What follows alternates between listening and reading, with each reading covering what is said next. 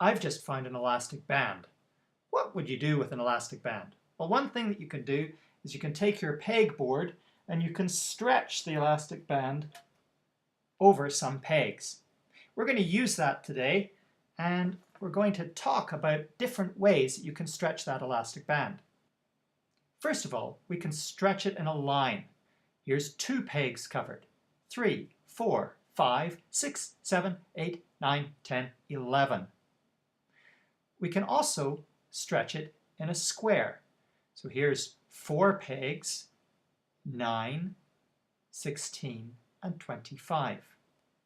We could also do rectangles. Here we have 26 pegs surrounded with this elastic band. Of course, we could orient it differently. We still have 26 pegs surrounded.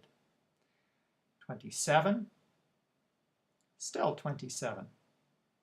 28 also works. I can do 4 times 7, or 7 times 4. But I can also make a different type of rectangle. I can make this rectangle that's 2 width or 2 height.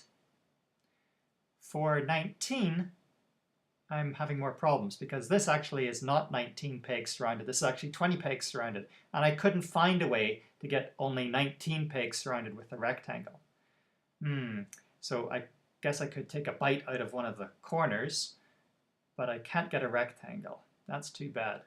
But I certainly can get a line. Of all numbers, I can get a line as long as they're over 2. So that will still work. Let's organize the integers according to which of these circles they go into.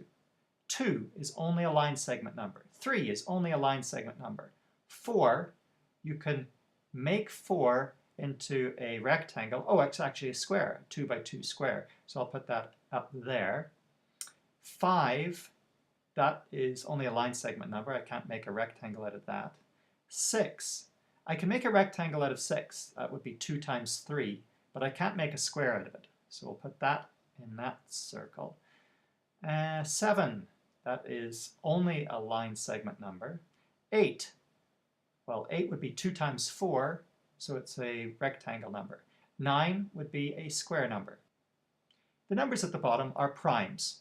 All line segment numbers that are not rectangle numbers are primes.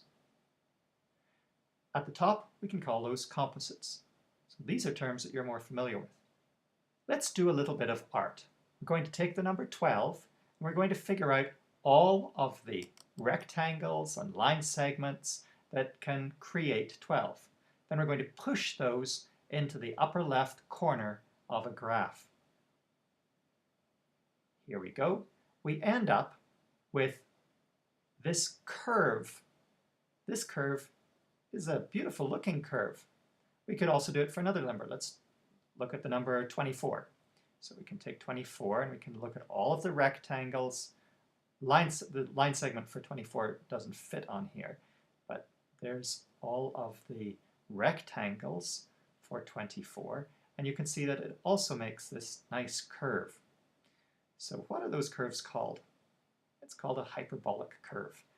Your kids don't need to know that now, but I just think it's a little bit of beautiful mathematics. Now let's look at a game where you're going to be putting those hyperbolic curves into action.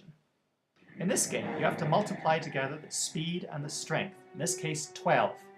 Then I have to find all of the rectangles that make up 12. So 2 times 6, 6 times 2, 3 times 4. You see a nice hyperbolic curve? And I fire. Brilliant.